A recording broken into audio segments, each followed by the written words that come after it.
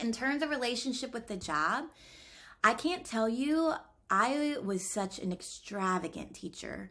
When I was, in my first 6 years, I would spend all my time at home doing teacher projects. I would research it, I would create things all the time, but really that was the teacher I was when I was single.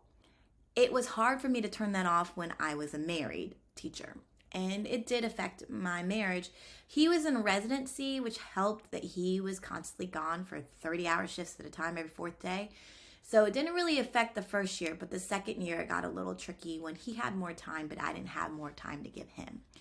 And so I've had to cut back and reorganize some things and actually sacrifice some things in which I love doing it this way. But in terms of balancing that out with my family, I have to do it this way. And it's just as effective.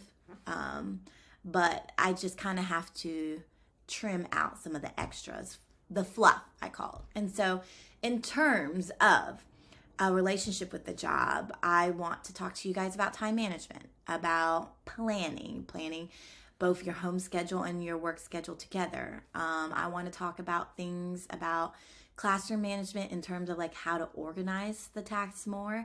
One of my favorite things is like student numbers.